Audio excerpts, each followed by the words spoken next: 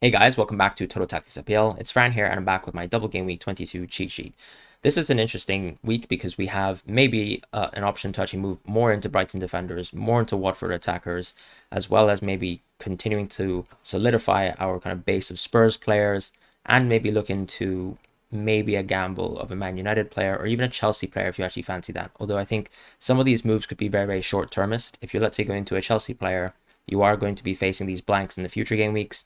And if you're going to these United players, they just haven't played really well, even though the fixtures still are very, very good until game week 28. As far as some of the other teams, such as Spurs, I think Spurs are a team that we probably see as the most long-term options for this double game week, where you can attack both the kind of value of your team long term and also capitalize on the fact that they are Arsenal and a very weakened Leicester team. And that's also what makes the Leicester kind of option a little bit less appealing this week from a defensive point of view. At least I wouldn't be really considering any Leicester defenders just due to how poor their defense has been over the course of the season. And losing more attackers and even Ndidi will not be a kind of boost to that. They still have injuries in place with Vardy and Daka and Soyuncu out, and even Ricardo Pereira. And I'm just not really interested in Leicester in the short term. Only Maddison really appeals as an option. But let's actually go into the defenders. Dalot is unfortunately someone who falls for me because Wan-Bissaka has found his place back into the team, and that already basically calls for Dalot to drop down into the standings because you're probably only going to get one double game week game out of him. And for a single,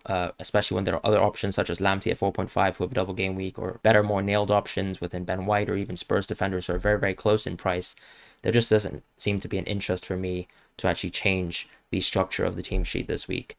As far as Tierney, Spurs defenders, and Wolves defenders, I just think that these are three elite kind of defenses for the price that they're at this 4.5 rating. You know, we don't have City players, we don't have Chelsea players at this sort of price point, with the exception to maybe Chalobah. So for me, these are still the quintessential options here, and Brentford defenders don't really interest me at this point in time, even though they have once again another double game week where I imagine they're both probably going to lose their clean sheets. As far as Cucurella, he's the one who rises over Lamptey as a kind of very, very strong, solid option. Cucurella is interesting because he plays 90 minutes over Lamptey, who could be featuring, especially in a very more fixture congested schedule, only 60 minutes as he has in some recent games. And that is less of a chance to get assists, less of a chance to rack up bonus points, which means that Lamptey is still not that interesting as an option this year. He also doesn't seem to be attacking as well as he did in the prior year, but we'll see what happens there. I just think that Lamptey is an interesting bench option for this week. And maybe if you're looking to replace a 4.4 option who doesn't seem that interesting for you, that he could be the move, but I think Cucurella is clearly the better move long term if you want to keep a Brighton defender. The only issue, of course, is his kind of price point. It's hard to kind of have a player at your bench for 5.1 or 5.0, but I do think there is an upside if you don't have Sanchez as your keeper in keeping at least one Brighton defender who seems to be quite a consistent point getter.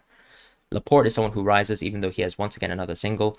It just seems to be a fantastic season for Laporte where he's kind of found his place back into the team. He trails Diaz very, very slightly in minutes, but he's also played in games where Diaz has been kind of rested, and I do think he's clearly the second priority defender here. We don't exactly know the conditions of John Stones and his sort of injury that he sustained recently, but Laporte has been a great option, especially from an attacking point of view, where his underlying numbers are very, very healthy, and he is going to be competing with Diaz in a very, very short period for points, in my opinion.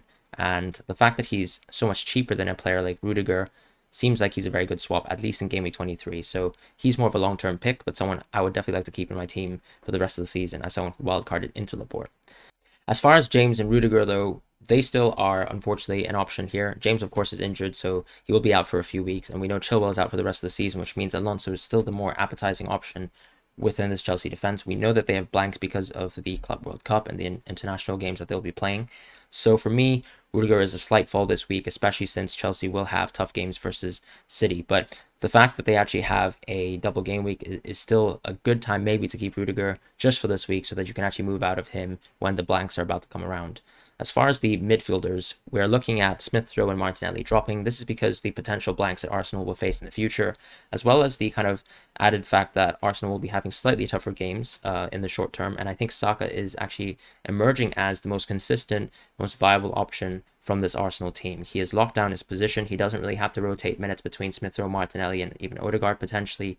And even though he's maybe less clinical than a Smith Rowe, or less direct than a Martinelli at times at shooting at goal, I just think Saka is slowly emerging to be the best Arsenal option, and that's kind of why the cheat sheet has formulated its way to having three Arsenal players at that kind of tier just below the best options. We know this week that Maddison's the great option, but he has been for a while now. We kind of have a three-way tie between, I would say, Maddison, Bowen, Rafinha for that spot, at least for players who have good short-term fixtures and medium-term fixtures. Maddison and Saka are ones that have okay fixtures in the meantime, but are people you'd like to be phasing out of.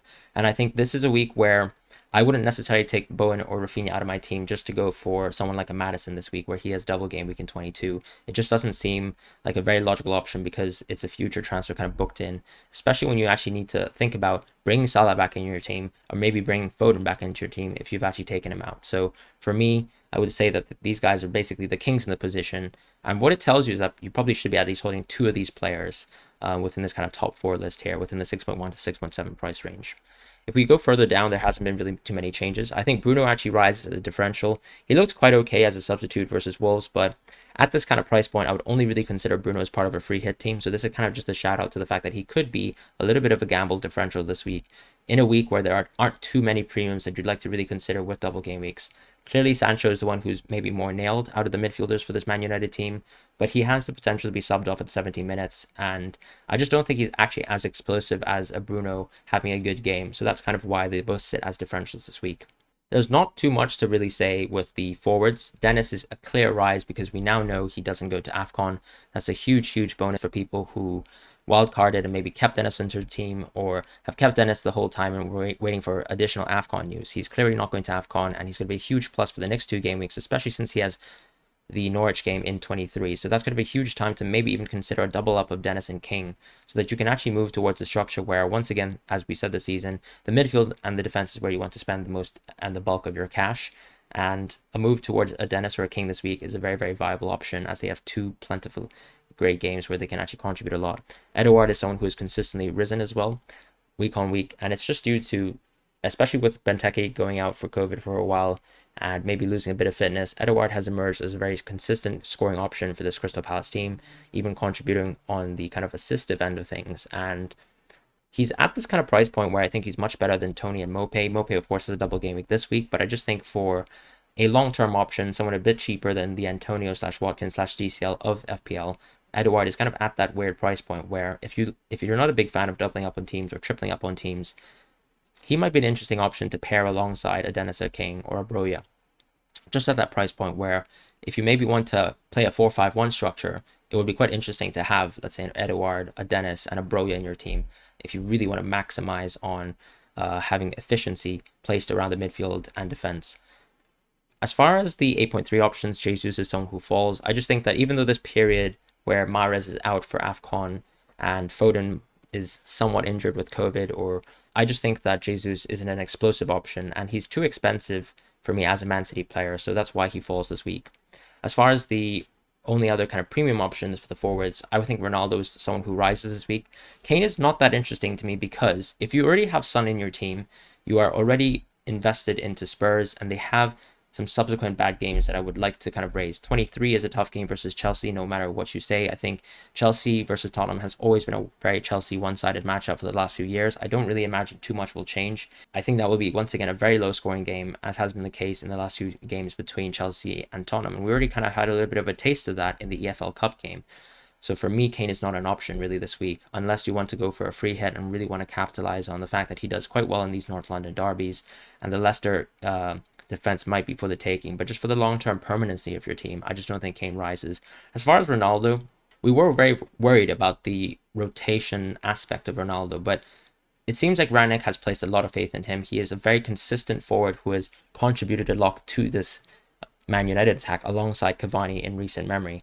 And whilst options like Sancho, Greenwood, Fernandes, and Rashford are all struggling for a consistent starting spot in the team, Ronaldo is someone who has been playing 90 minutes almost week in, week out, with maybe minimal 2 to 3 minutes rest per game. And because he's such a focal point for this United team who have good fixtures until 28, which is a little bit better than Kane's position where he has some tough games mixed in between to 28, I think Ronaldo's a very good option and a definite rise this week, as in my opinion the double game week fixtures are still a bit better than Kane.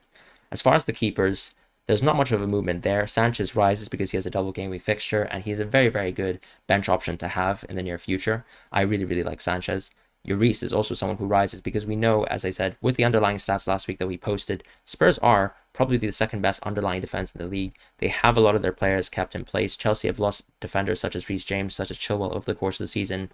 And they've been kind of underperforming in terms of the clean sheet department, whereas Spurs have been on a fantastic uptrend with Conte in management. So for me, Lloris is the clear riser this week. But the nice thing about Lloris is that you have a lot of his defensive options that are much cheaper. Players like Davies, Sanchez, and Dyer all exist and are much cheaper than him, by contrast to someone like a De Gea, right, where the other Man United defenders, with exception to Dalot, aren't at a very good price. So that's the kind of toss-up that you'd like to make this week. Maybe I think Sa is a good option as well, but you know Cody exists too. So it's a little bit of a conundrum with keepers, but ultimately not that hard of an option overall. Hope you guys have a wonderful game week, and I'll see you guys very, very shortly.